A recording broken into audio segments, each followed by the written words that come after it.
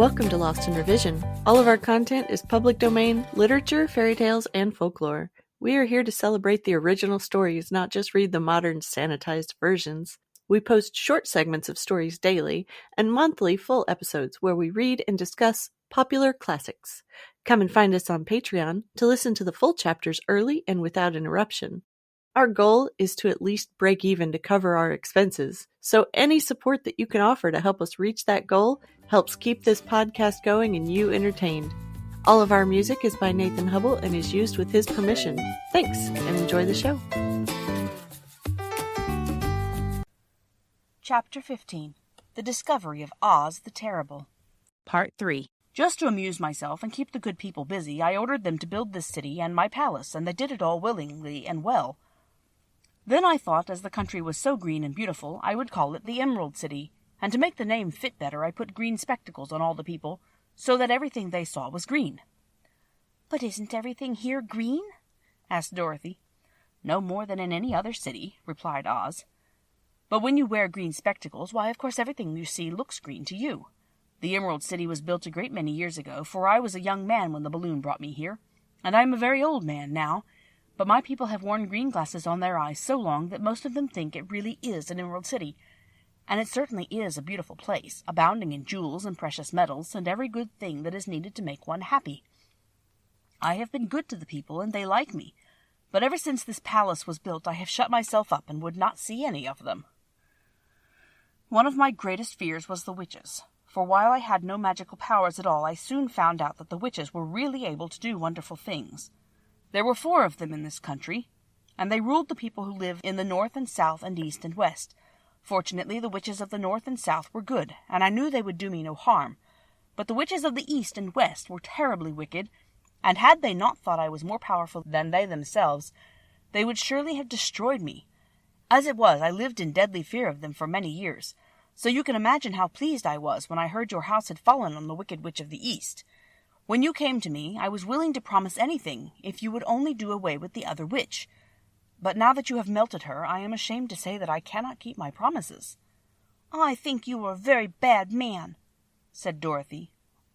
"Oh, no, my dear, I really am a very good man, but I'm a very bad wizard, I must admit." "Can't you give me brains?" asked the Scarecrow. "You don't need them. You are learning something every day. A baby has brains, but it doesn't know much. Experience is the only thing that brings knowledge, and the longer you are on Earth, the more experience you are sure to get." "Well, that may all be true," said the Scarecrow, "but I shall be very unhappy unless you give me brains." The false wizard looked at him carefully. "Well," he said with a sigh, "I am not much of a magician, as I said, but if you will come to me tomorrow morning, I will stuff your head with brains. I cannot tell you how to use them, however. You must find that out for yourself." "Oh, thank you, cried the Scarecrow. "I'll find a way to use them, never fear." "But how about my courage?" asked the Lion anxiously. "You have plenty of courage, I am sure," answered Oz. "All you need is confidence in yourself. There's no living thing that is not afraid when it faces danger. The true courage is in facing danger when you are afraid, and that kind of courage you have in plenty." "Perhaps I have, but I'm scared just the same," said the Lion. "I shall really be very unhappy unless you give me the sort of courage that makes one forget he's afraid." "Very well, I will give you that sort of courage tomorrow," replied Oz. "How about my heart?" asked the Tin Woodman. "Why, as for that," answered Oz, "I think you are wrong to want a heart. It makes most people unhappy. If you only knew it, you are in luck not to have a heart." "That must be a matter of opinion," said the Tin Woodman. "For my part, I will bear all the unhappiness without a murmur, if you will give me the heart." "Very well," answered Oz meekly. "Come to me tomorrow, and you shall have a heart. I have played wizard for so many years that I may as well continue the part a little longer." "And now," said Dorothy, "how am I to get back to Kansas?" "We shall have to think about that," replied the little man. "Give me 2 or 3 days to consider the matter, and I'll try to find a way to carry you over the desert. In the meantime, you shall all be treated as my guests, and while you live in the palace, my people will wait upon you and obey your slightest wish. There is only one thing I ask in return for my help, such as it is.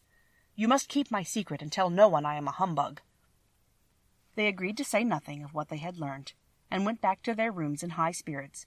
Even Dorothy had hoped that the great and terrible humbug, as she called him, would find a way to send her back to Kansas, and if he did, she was willing to forgive him everything. Thanks for joining us today. Check us out on Patreon. The Storytime level is only $3, and you can help us meet our small goal of breaking even and covering our expenses. Your support helps pay for all of the things that podcasting requires, and helps keep this show alive and growing.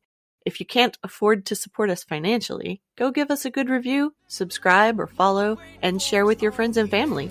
Feel free to fact check us and offer suggestions to make our show better for you. You can also send us an email at lostinrevisionpodcast@gmail.com. There's a lot more waiting for us all at the end of the road.